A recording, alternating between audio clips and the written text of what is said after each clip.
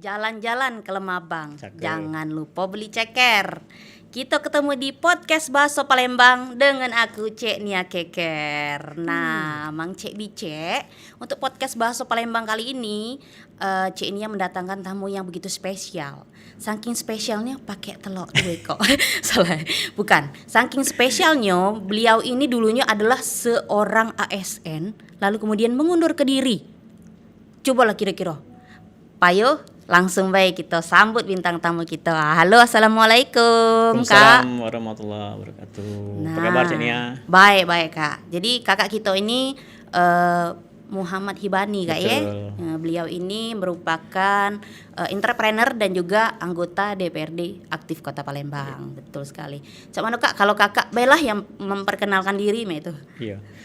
Aku terus terang agak gugup ini ketemu HRD ini. Kayak kena marah tuh lagi. Baik, Mang Cek Bice, Palembang Anget, nama aku Muhammad Hibani ya, panggilannya biasanya Bani.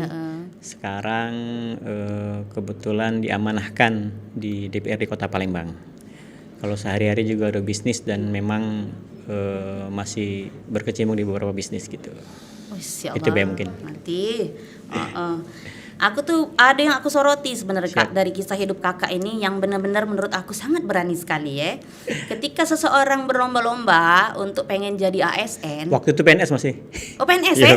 2015 2015 masih terminologinya PNS. PNS. Waktu itu kakak jadi PNS, tapi memutuskan untuk resign dan memulai usaha ya Kak. Betul. Ya? Benar. Itu apa yang ada di pikiran kakak mena mas aku tuh? Kalau di pikiran lu aku nih gilo.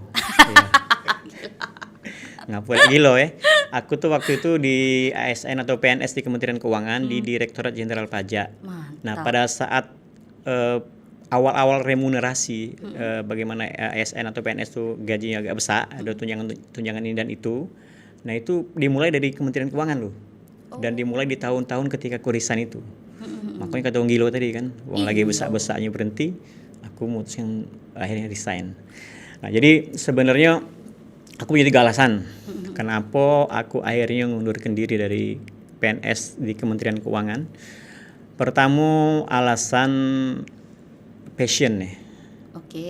Passion itu kegembiraan jiwa, ketenangan ketika kita melakukan suatu pekerjaan. Tidak tahu Cek Nia di kantor ada passionnya enggak? Apa agak terpaksa? Tidak, jadi aku tuh bingung. Jadi kakak tuh tidak bergembira itu dengan. Nah itu makanya. Jadi ketika aku mulai bisnis kecil-kecilan waktu itu, passionnya itu lemah gitu. Nah, waktu itu aku bisnis herbal ya, masukin ke apotek. Aku ngitung omset aku tuh lemah nih. Dibandingkan aku di kantor ngitungin omset orang lain. Oh. Iya kan pajak tuh kan ngitungin omset orang lain. Rasanya benar. ngapu gitu sibuk ngitungin omset orang lain, ngapu gitu ngitung omset itu dewe. Nah, gara-gara itulah jadi ada semacam kegembiraan jiwa ketika melakukan suatu pekerjaan, itulah yang disebut passion. Nah, passionnya kesana ucapnya aku nih bisnis. Nah, itu yang pertama. Kemudian yang kedua, alasan keluarga ya. Jadi aku di DJP itu 5 tahun itu PJKA. PJKA tuh pulang Jumat kembali Ahad. Mati mak. Iya, karena kantor aku di luar kota. Jadi kita hanya bisa bertemu dengan keluarga itu di akhir pekan. Jadi akhir pekan. Jadi ya menurut aku sih itu kan konsekuensi ya. Aku tidak menyalahkan institusi kita ya, karena hal seperti ini kan ada di mana be. TNI, Polri itu kan banyak juga yang cek itu kan. Cuma kenapa sih kita tidak bisa menjadi keluarga yang normal gitu, bisa ketemu keluarga tiap hari? Kenapa harus di akhir pekan? Nah, karena alasan itulah aku memutuskan untuk resign. Selagi pula memang aku juga kebetulan ibu aku dewean kan, jadi sudah meninggal bapak kan, jadi kan bisa nemenin beliau. Apalagi kalau misalnya kami di Direktorat Jenderal Pajak itu mutasinya nasional. Jadi saya sedikit kalau aku tidak mutasi, kalau aku tidak resign mungkin aku di Kalimantan, tidak ketemu gitu Cek. Iya. Kemana? Agak jauh-jauh. Ya, Indonesia. Benar-benar. Sabang sampai Merauke. Jadi memang itu pilihan. Akhirnya aku memutuskan resign karena aku merasa aku pengen jadi keluarga normal loh. Nah, itu bukan berarti yang lain itu tidak normal ya. Cuma misalkan pilihan. Ketika bisa milih kenapa tidak gitu kan. Aku yakin juga kawan-kawan tuh yo tidak punya pilihan lain lagi, akhirnya sudah dijalani gitu kan. Nah, alasan yang ketiga, alasan aktualisasi diri. Jadi aku nih seneng organisasi Ceknia, seneng traveling ya. Dan ketika jadi PNS itu rasanya waktu tuh ya tidak memungkinkan lagi. Bayangkan Senin sampai Jumat sudah di kantor. Benar. Sabtu sampai Minggu di rumah balik kan. Kapan lagi untuk organisasi, kapan lagi untuk traveling misalnya kan. Nah, jadi dengan 3 alasan itulah diramu, bismillah aku memutuskan untuk resign. Tapi tetap baik ya. Ketika resign itu aku ngadep mertua, ngadep emak aku. Ngomong sama bini ya, karena ini kan pilihan yang konsekuensinya akan dihadapi sama-sama. Iya. Yang sampai begitu resign kelebu bini apa dak uji kata. Nah, itu kan jangan sampai seperti itu. Jadi alhamdulillah bini ridho, mertua setuju, emak juga setuju. Bismillah. Itu lakukan gitu kan. Itu kira-kira susah dak Kak waktu nak yakin ke wong tua, bini sama mertua tadi? Sebenarnya kan pada prinsipnya wong tua, mak, bini itu kan pengen kebaikan untuk kita selagi kita bisa menjelaskan secara detail rencana kita bahwa ini kage, aku yakin mereka akan setuju gitu kan. Masalah itu kan kadang kan kita masih belum cukup persiapan tapi sudah nekat. Nah, itu yang mungkin membuat mereka bertanya-tanya kayak kan. Dan kenapa itu yang paling penting ya, karena menurut aku ya doa wong tua itulah yang sebenarnya yang membuat sampai pencapaian sejauh ini sebenarnya. Kalau usaha-usaha kita ini mungkin sifatnya biasa-biasa tapi doa wong tua itu yang paling penting kan. Karena mereka sudah ridho, didoakannya alhamdulillah lancar sampai saat ini. Itu kira-kira. Tapi awal-awal waktu izin nak resign itu ada penolakan enggak dari wong tua? Secara kan wong tua ngerasa, oh ya anak aku udah jadi wong. Sekarang nih kan mindset wong tua itu adalah ketika anak-anak sukses itu ketika dia jadi pegawai negeri dan seperti itulah abdi negara gitu. Sama mana pada waktu itu Kak? Iya, yang pastikan segala sesuatu itu kan jangan mendadak ya, ujuk-ujuk ya. Jadi ada prosesnya memang. Aku yakinkan kayak ini penghasilannya ada. Aku sudah jualan herbal, sudah menghasilkan, tinggal dicari lagi klien-klien lain, insyaallah bisa meningkat kayak kan. Itu kira-kira. Jadi pokoknya prinsipnya mereka tuh asal kita tuh punya keyakinan. Tapi kalau kita misalnya ngomong kau gak ngapoi, enggak tahu juga mak aku nih. Mana mungkin lah setuju kan. Benar, tapi ketika kita meyakinkan dia dengan detail ya bismillah. Iya. Nah, Kak mungkin kawan-kawan yang ada di rumah juga pernah ada di posisi Kak Hibani ya. Ketika dia diterima sebagai PNS, tapi dia ngerasa passion dia bukan di situ. Kira-kira ada enggak pesan-pesan Kakak untuk wong-wong yang belum berhenti tapi nak berhenti gitu? Iya. Jadi pesan aku untuk kawan-kawan, untuk dulur-dulur galo-galo yang ada keinginan resign, yang resignnya pindah ke dunia wirausaha ya. Bukan resign yang dari kantornya ke kantor itu kan sama bae sebenarnya kan. Pindah kantor bae kan. Sama bae. Nah, resign ini mungkin pengen entrepreneur karena itu yang kulakukan dulu. Aku berpesan pertama kita harus bisa ya. Kita harus memiliki alasan yang kuat ya. Jangan sampai emosional sesaat misal resign gara-gara kena marah HRD misalnya, lagi nak resign misalnya kan, atau misalnya diprovokasi oleh kawan-kawan, itu kan alasannya tidak kuat. Nah, alasannya harus kuat, karena semakin kuat alasan kita akan mempunyai energi yang kuat untuk terus bergerak. Tapi kalau alasannya tidak kuat, ya sudah kelemar-kelemar ya selesai gitu kan. Itu yang pertama. Kemudian yang kedua, ya, kita harus mempunyai rencana yang detail ke depan. Omset dapat berapa, penghasilan berapa. Karena kan kita sudah dapat gaji katakanlah misalnya 4 juta, 5 juta misalnya sebulan kan. Nah, dari mana gantinya itu? Harus kita jelaskan dulu. Omset dapat 50 juta, marginnya 10% kan 5 juta. Sama baik berarti kan? 50 juta itu dari mana? Jadi jual ini itu. Nah, itu kan logis jadi kan. Jangan sampai kaget begitu resign kita tidak tahu nak ngapoi.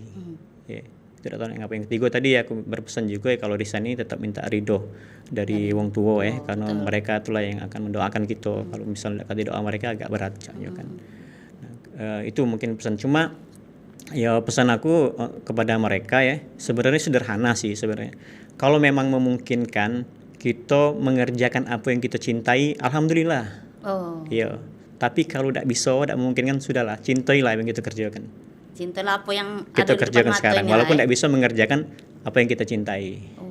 Mantapnya. Iya, kira-kira. Aduh. Berarti mungkin garis besarnya adalah ketika kita memutuskan untuk resign, kita harus ada persiapan juga. Betul, iya. Tidak gujuk-gujuk yang benar tadi kata kakak tadi. Aku ringgam aku dengan kawan-kawan kantor aku tuh toksik galau, berhenti beh. Tapi dia dapat pegangan. Apa ada jaminan ketika pindah kantor teman-teman toksik itu dapat? Masih ada juga. HRD yang nyebel di setiap kantor mungkin ada kan? Ya bukan cuma di sini mungkin kan. Ngapa lah nak ngomongnya HRD terus ini ya. Cuman emang Cibice sebenarnya pada waktu kami ngundang Kak Hibani ini, aku tuh agak sedikit down juga. Karena apa? Beliau ini kan menurut aku uang yang betul-betul kalau ngomong tuh tertata gitu ya. Sedangkan kita tadi nih banyak lah nyeplos-nyeplos. Jadi kayak harus ngomong dengan uang yang pinter. Kadang-kadang bahasanya tuh aku agak kurang nangkep. Apakah kakak ini dulunya bersekolah di sekolah internasional atau cak mana lah masa kecil kakak itu? Pengen tahu juga aku. Masa kecil aku sama cak yang lain. Aku kecil-kecil di Tangga Buntung, pinggir Sungai Musi tinggal. Yo. Jadi ciri-ciri budak Tangga Buntung yang tinggal pinggir Sungai Musi itu taunya pacak berenang be. Enggak tahu kapan dia pacak berenangnya. Iya. Benar. Taunya sudah bisa berenang be macam. SD di Palembang, SMP di Palembang, SMA di Palembang juga SMA 10. Kuliah aku dapat di STAN, Sekolah Tinggi Akuntansi Negara. Ngembek pajak. Nah, disitulah kenapa harus akhirnya jadi ASN kan, jadi PNS kan, karena memang ikatan dinas waktu itu. Kemudian kuliah karena mobile kan, aku di Sekayu di Batu Rajo, kuliah di UT S1-nya aku. Nah sekarang aku lagi entahlah bersemangat kuliah lagi. Aku sekarang ngambil kuliah S2 di Universitas Indonesia di Jakarta. Yo, lagi belajar lagi sekarang. Kaget dulu Kak, aku nih bingung Kak dengan kegiatan kakak yang sebanyak-banyak Ida ini, apa kakak bisa mengatur jadwal itu? Tidak usah lah kecek nih, aku bingung. Kira-kira. Taunya jadi Tapi yo itu tadi ya, keinginan untuk menuntut ilmu tadi tuh terasa nih Kak. Iya. Jadi saya ini sebelum memutuskan S2, sebenarnya kan ini juga untuk kawan-kawan juga yang pengen S2 misalnya, kita harus punya pertimbangan. Aku punya 3 pertimbangan. Kenapa aku tidak memutuskan S2? Sudah sekian lama aku tidak kuliah lagi kan. Bagi aku S2 itu kita paling tidak ada 3 alasan. 3 terus aku ngecain dari tadi. Iya, dari tadi hobinya ganjil. Nah, pertama kalau aku nak jadi dosen, aku tidak jadi dosen. Yang kedua, ada ilmu yang pengen ku pelajari. Ilmu sudah bertebaran sekarang di mana-mana. Di YouTube yola galo itu, di ChatGPT yola galo. Kemudian yang ketiga, ada karir yang akan melesat atau akan naik ketika kita sekolahnya tinggi. Aku tidak lagi, karir aku tidak berpengaruh. Jadi DPRD itu ya yang penting suara paling banyak. Ya, masalah kita nak S3 S4 tidak kata pengaruh. Apa ketika aku S3 jadi langsung jadi ketua DPR tidak? Oh, tidak. Iya benar-benar. Tidak pengaruh sebenarnya kan. Nah, jadi 3 alasan itu tidak ditemukan. Tapi aku tetap S2, ngapa kira-kira? Ngapa lah? Pertama jaringan, jaringan semakin luas. Yang kedua, kalau kita belajar tuh otodidak tuh kadang agak susah juga ya. Iya. Karena akhirnya kita ya sembarangan belajarnya. Tapi kalau misalnya kuliah itu kita terpaksa belajar akhirnya. Ya sudah, akhirnya buka buku, akhirnya buka ini lagi, ngerjakan tugas, bikin mini proposal tesis dan lain-lain. Jadi kadang belajar itu perlu dipaksa. Akhirnya sudah aku kuliah. Aduh, sudahlah kalau cek itu kuliah lagi be aku. Sudah kan nyalek bela. Kaki bela Kak. Tapi jangan dapil aku, tolonglah please. Kalah populer aku, followers lebih banyak dia. Ayo, belum tentu pula Kak kalau nak milih aku cukup jadi HRD bala cek Jiona. Tadi kan kita sempat ngebahas kalau kakak ini kan merupakan anggota DPRD, itu kaget belum kita bahas ke situ, tapi sebelumnya kakak bilang dari PNS jadi entrepreneur. Kira-kira masih pasti banyak dong pengalaman-pengalaman. Ya. Bisa di-share Kak? Jadi dengan sekian waktu yang aku lalui menjadi entrepreneur ini, terus terang kalau dunia wirausaha itu kan kalau kita kategorisasi itu ada 3 lagi ya. Yang pertama dia perdagangan, yang kedua industri atau manufaktur, yang ketiga jasa. Kalau perdagangan itu kita jual barang, barang itu tidak kita olah, kita ngembek dari wong, kita jual. Kita jual lagi. Iya, tidak kita olah. Kalau industri itu kita beli bahan mentah, kita olah, baru kita jual. Yang ketiga jasa ini tidak jual barang tapi jual skill, jual keahlian, jual ilmu kan. Nah alhamdulillah 3 itu kulakoni, ya. Maksudnya berproses, tapi tidak semuanya berjalan bagus kan, namanya bisnis kan. Jadi yang pertama aku resign itu karena aku jual herbal, aku nyuplai ke apotek-apotek di Sumsel. Jadi ketika itu aku berpikir ini ya, aku aku ada suatu apotek di Baturajo itu, aku juga ada habat sauda di situ. Kemudian aku pikir kenapa tidak aku jual habat sauda yang aku tahu ada suppliernya di Palembang. Jadi aku berpikir kan mana caranya ganti ongkos travel aku bolak-balik ini kan. Akhirnya dapatlah habat sauda itu, ku masukkan ke apotek itu berhasil. Jadi aku berpikir ini, kalau misalnya apotek ini aku dapat 100.000 rupiah, untungnya sebulan. Ya. Dengan misalnya aku tambah produk-produk lain bisa jadi 1 juta rupiah. Bayangkan kalau aku punya 50 apotek yang jadi pelanggan aku. Gila ngipas-ngipas bae tuh. Iya kan? 50 juta. Mana kalau udah 1 juta apotek misalnya kan? Mati, Mak. Intinya kan bisnis itu masalah leverage. Ketika kita sudah bisa jual, tinggal faktor kali memang caranya. Betul. Nah, beda dengan ketika kita jadi pegawai kan. Iya. Itu. Kemudian kalau katakanlah yang industri, aku pernah jual minuman. Minuman namanya teh tarik jelly oishi namanya. Itu ada kawan aku punya franchise di Bekasi, aku beli, kemudian diolah di Palembang. Alhamdulillah sempat eksis, bahkan sempat menyentuh 1.000 cup per hari. Wow. Tapi selesai oleh Covid. Karena memang pasar aku tuh waktu itu sekolah. Jadi begitu Covid, ya wassalam. Aku boleh buat. Nah, kemudian yang ketiga jasa, aku sempat bikin jasa konsultan pajak. Nah, karena kan memang background aku pajak. Sebenarnya aku tidak pengen jadi konsultan loh. Karena aku pengen ya ninggalkan pajak ya selesai kan. Mantan tuh sudah lupa lah kira-kira. Tapi ternyata tidak bisa move on. Apa Kak? Karena kawan-kawan tuh nyimpen di HP aku tuh bani pajak. Oh, gitu kan. iya. Tiba-tiba ada yang nanya ini, itu. Berapa biayanya tidak kate jago. Cuma lama-lama tambah berat masalah nih kan. Kati biayanya waktu kita terpakai kan. Sayang, buka usaha konsultan pajak. Masih Kak sampai sekarang ini? Kalau sekarang kan tidak lagi ya, karena sudah jadi anggota DPR, tidak jadi konsultan pajak, tapi tetap baik kawan-kawan komunikasi soal pajak dan lain-lain. Ceknya mungkin pajaknya mana? Lah benar belum itu pajaknya? Nah, kau bantu ingat aku terakhir ini tanggal 31 ya. Laju kita nginget ke Mang Cek Bicek untuk bayar pajak laju ini. Nah Kak, tadi sudah kita sedikit cerita tentang entrepreneur, lalu kemudian melompat menjadi anggota DPRD Kota Palembang. Itu kan agak jauh tuh Kak. Betul. Yeah? Apa kira-kira motivasi yang mendorong Kakak untuk menjadi anggota DPRD? Oke. Jadi yang perlu digarisbawahi, resignnya aku tempo hari itu sebenarnya tidak ada kaitan dengan politik. Kakak resign dari 2015, tahun berapa? Kemudian pemilu kan 2019. Jadi aku fokus bisnis di situ. Cuma memang kemarin sih diminta oleh kawan di partai kan, bantu-bantu gitu kan, bantu-bantu cari suara gitu kan. Awak kan di tokoh di Karanganyar, kelurahan tempat aku tinggal tuh kan. Ya sudah, bismillah kan.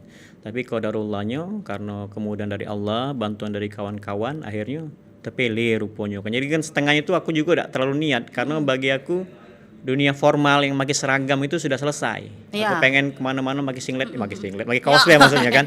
Tidak perlu pakai baju formalian itu kan. Tapi apa boleh buat, akhirnya jadi formal lagi akhirnya mau kan. Itu. Tapi Kakak tidak meninggalkan entrepreneur itu sendiri kan? Masih. Karena kan sebenarnya kan kalau DPRD ini kan kalau idealnya itu pengabdian. Kita harus sudah selesai dengan diri kita sendiri baru jadi anggota DPRD kan. Jadi bisnis tetap harus dijalankan gitu kan. Itu. Iya, karena yang ku dengar ini Kakak ini sekarang juga sebagai pembina dari PMKM. PMKM itu apa Kak? PMKM itu pengusaha mikro kecil menengah. Teman-teman yang bergerak di UMKM.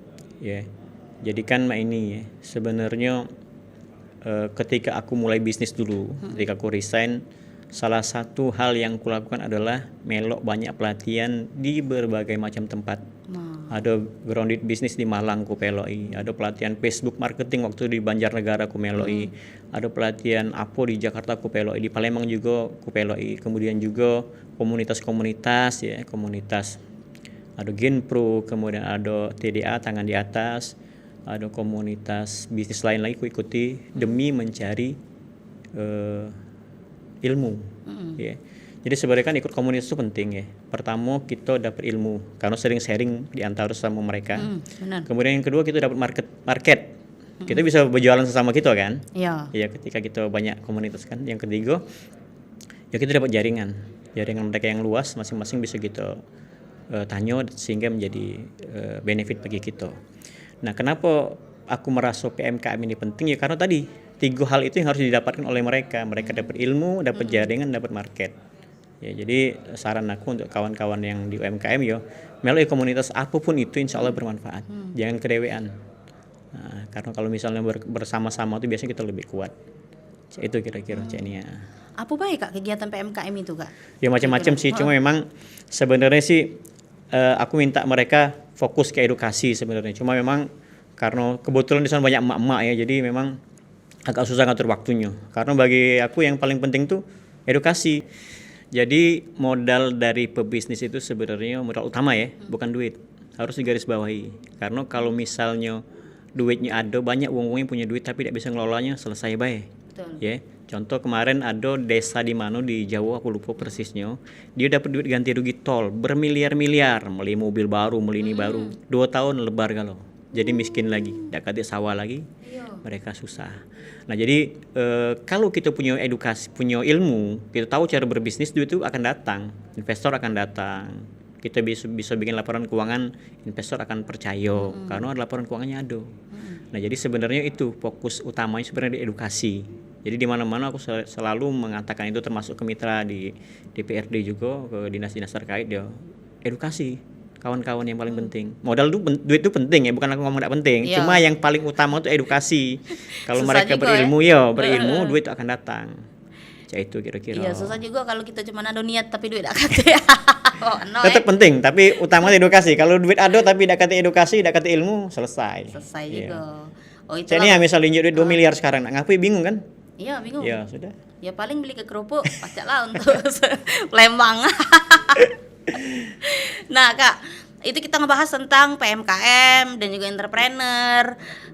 Terus aku jingok kesini-sini, caknya kakak nih sering ngonten Kak ya? Oh iya. Sekarang ya? Iya benar. Iya. Nah, sedangkan tema konten kakak itu tidak tidak menebali tentang profesi kakak. Kakak kan entrepreneur, anggota DPRD, tapi di konten kakak itu tidak kayak itu Kak. Kalau ibu-ibu tuh ngesen kiri, dia belok kanan. Nah itu. Yo. Ngapa Kak? Iya benar. Jadi saya ini konten politik itu konten yang membosankan, malek. Ya, jadi tidak disukai sebenarnya. Jangan-jangan Cek Nia juga genyi kalau Nia. Kita udah genyi. Genyi itu benci ya dengan konten-konten politik ya. Nah, aku pengen konten-konten yang edukasi. Contoh sederhananya seperti ini. Cak inilah, misalnya Cek Nia tahu enggak SMP 1? Ya, SMP 1 itu nama jalannya Jalan Pangeran Arya Kusuma Abdurrahim. Siapakah Pak Rohim itu? Tahu kan? Iya. Nah, itu tuh pendiri pertama Kerajaan Palembang. Nama aslinya Susuhunan Abdurrahman atau Kemas Hindi. Nah, aku bikin konten itu untuk tahu bahwa nama jalan ini ternyata itu loh pendiri Kerajaan Palembang. Jadi bukan asal nama bae. Iya, karena ternyata ya banyak kita di Palembang ini banyak tak tahu tentang Palembang itu dewek. Nah, aku pengen ngasih edukasi tapi dengan cara yang ringan. Ya, dengan cara ringan kita bikin konten, ada ilustrasi-ilustrasi sehingga masyarakat tahu. Misalnya di Pusri itu dulu ada Kuto Gawang, ada istana di sana. Tapi sudah dibangun pabrik Pusri sekarang. Kan banyak tak tahu kan? Nah, karena itulah aku merasa punya kewajiban moral untuk memberikan informasi kepada masyarakat Palembang tentang Palembang itu dewek. Dah selalu jauh-jauh. Iya. Yang di Palembang ini kita banyak tak tahu. Nah, akhirnya kita bikin konten itu. Alhamdulillah sambutan dari masyarakat dan netizen cukup antusias ya. Cukup positif dan kita teruskan seperti itu. Oh itu dia Kak artinya. Itulah aku tuh kadang-kadang nyingok konten Kak Iban ini memang benar-benar ngasih pengetahuan. Tapi itu kakak tuh ngeriset dulu dak sih? Maksudnya nyari dulu berarti ya? Iya setiap nak konten jalan tadi berarti kakak harus cari tahu dulu sejarahnya. Pasti, makanya kan kalau kata wong-wong lama tuh cara belajar paling efektif adalah dengan mengajar. Nah, ketika kita bikin konten edukasi kan otomatis belajar dong. Nyingok-nyingok buku, nyingok-nyingok, nanya-nanya dengan wong-wong lama, nanya-nanya dengan sejarawan, budayawan supaya apa yang kita sampaikan itu tidak blunder gitu kan. Nah, itu kira-kira. Kita udah ngasih informasi yang sesat juga sama followers kita. Benar. Berarti kita sambil belajar juga ya Kak di situ ya? Pasti. Jadi makanya tadi cara belajar yang paling efektif dengan mengajar. Itu kakak cak mana Kak ngatur waktunya tuh? Nah, itulah aku juga pening nih sekarang bingung. Aku lagi pening. Kemarin beberapa waktu yang lalu itu Kak sempet yang namanya viral kontennya Willy Salim tentang rendang itu kan. aku tuh pengen nanya sama kakak, cak mana kak cara kakak membuat konten itu, tapi kira-kira tahu sampai sebatas mana hal yang memang perlu kita expose dengan yang tidak perlu kita expose ya. Oke. Jadi sebenarnya kan cara memitigasi, cara mengantisipasi paling penting dari perencanaan. Ya, cara memitigasi risiko sejak dari perencanaan. Jadi ketika kontennya kita bikin rencana ABCD, kita jingok ini potensi konfliknya di mana bae. Kalau seandainya potensi konfliknya itu masih bisa kita kita hadapi, tidak masalah. Misalnya ada perbedaan sultan ini dengan sultan itu, ya kita jawab di komen misalnya kan. Ada perbedaan tentang penafsiran nama tempat ini, ya itu kita tinggal jawab di komen kan. Tapi itu kan sebuah perbedaan-perbedaan yang masih bisa kita antisipasi. Masih bisa kita tanggulangi. Nah yang berbahaya itu ya misalnya sensitif agama, kemudian suku seperti yang dilakukan oleh Willy Salim itu kan, mau tidak mau framing orang Palembang cak mano itu kan, jadi kesannya jelek. Nah kalau menurut aku, dan itu dia sendiri oleh dia minim persiapan kan. Iya. Walaupun ya aku tidak ngajari dia ya, karena Mama pun juga dia sudah berpengalaman bikin konten, tapi ya itulah kadang kita juga nyampak kan dari sekian banyak konten itu. Aku juga wanti-wanti sih ke diri sendiri dari sejak perencanaan diantisipasi. Nah sebelum diposting baru kita review sedikit lagi, karena khawatir masih ada yang bersisa-sisa kan. Nah, sebelum posting dicek lagi dulu, dicek kalau kira-kira aman. Kalaupun misalnya ada hal-hal yang sensitif tapi bisa kita antisipasi, tidak masalah, post lah, bismillah. Justru kadang yang hal-hal yang seperti itu kadang mancing komen juga, mancing engagement juga kan. Benar. Tapi sekali lagi untuk hal-hal yang masih bisa kita antisipasi, takutnya liar kemana-mana kita yang saruh kayak. Nah benar juga. Itu. Berarti kakak ini sudah ngonten berapa lama kak? Baru 2 tahun inilah mungkin. Ada enggak kira-kira pengalaman yang tidak mengenakan selama ngonten nih, atau yang berkesan lah menurut kakak? Sebenarnya aku tuh pengen bikin konten tentang HRD sebenarnya. No, kalau lagi kenal lagi gitu.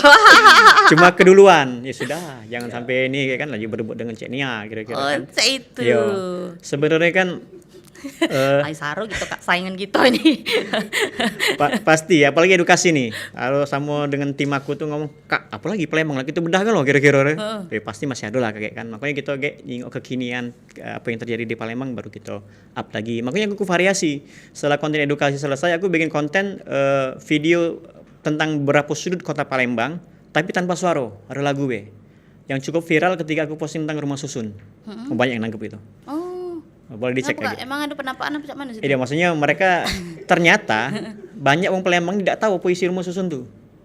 Oh. Iya, ternyata ini kungfu hostel, cak di perindapan katanya, cak di Brazil katanya kan kondisinya. Ada yang ngomong ini tempat syutingnya kungfu hostel katanya kan. Kata mereka. Iya. Tapi aku ini ada sudut-sudut tentang Palembang yang lain, kita tunjuk ke Pasar Lemabang, ada yang komen segala macam. Itu tanpa suara dari kita. Jadi kita variasikan. Jadi biar netizen tidak bosan kan. Aku juga ada konten-konten pribadi sih, tapi yang ringan-ringan tidak terlalu berat-berat. Pernah kena hujat gak? Oh pasti. Pasti ya. Iya. Karena ini prinsipnya kita ini kan salah satu penyakit selain FOMO. Atau FOMO tuh fear of missing object ya. Ada lagi FOPO, fear of people opinion. Takut dengan pendapat orang lain. Nah kalau kita tidak boleh takut dengan pendapat orang lain, selama menurut kita benar ya udah bismillah. Kalau memang nyeleneh ya jangan sampai. Betul. Nah kak, karena waktu kita juga terbatas kak ya. Setengah jam lagi lah ya, tambah lah. Sengaja. Tanggung ini, aku semangat nih. Inilah seret-seret ini kak, sudah minum lagi dulu. Baru lagi semangatnya aku ini. Berapa kalau nambah lagi kita nambah durasi lagi, mungkin Cek Ridwan bakal ada jilid 2 gitu kan, ngobrol dengan Kak Hibani Dewe. Untuk statement terakhir kak, apa dia pesan-pesan kakak untuk generasi muda zaman sekarang? Oke, zaman sekarang ini berubah dengan sedemikian cepatnya ya. Kalau zaman internet tuh dari tahun ke tahun tuh berkembang, tapi kalau sekarang dari hari ke hari. Artificial intelligence tuh berkembang dengan begitu cepatnya. Nah, pesan aku untuk anak-anak muda, yang pertama jangan takut bermimpi besar ya. Karena mimpi itulah yang akan membuat kita semangat ya, untuk menghadapi hari-hari kita. Terutama Gen Z yang dunianya memang untuk mereka sekarang. Kalau bahasa aku tuh setiap zaman ada masanya. Nah, zaman sekarang ini zamannya Gen Z sebenarnya. Cuma mereka memang kan kadang di stereotip bahwa mereka ini pemalas, mereka ini kurang etos kerjanya. Nah, itu justru dijadikan motivasi kalau menurut aku bagi kawan-kawan Gen Z untuk terus semangat ya. Karena mereka yang mempunyai zaman ini, mereka yang paling kompatibel untuk menggunakan AI dibandingkan Cek Nia yang sudah agak berumur ini kan misalnya kan. Jadi kan sana jelaskan kan. Iya. Itu yang penting kepada aku. Yang kedua rajin belajar. Rajin belajar ini maksud aku tuh kan di YouTube segala macam itu kan adu galo. Nah, jadi jangan sampai sibuk dengan game online baik tapi belajar dengan podcast ini kan bagus tuh kan. Podcast Bahasa Palembang ini kan bagus. Ada hal-hal yang insight yang bisa kita dapatkan misalnya kan. Jadi jangan sibuk main game baik. Betul. Itu yang mungkin pesan aku untuk Gen Z. Sebenarnya zaman ini zaman mereka. Ya, zaman-zaman Cek Nia dan generasi itu sudah lewat sebenarnya. Iya. Dua kali.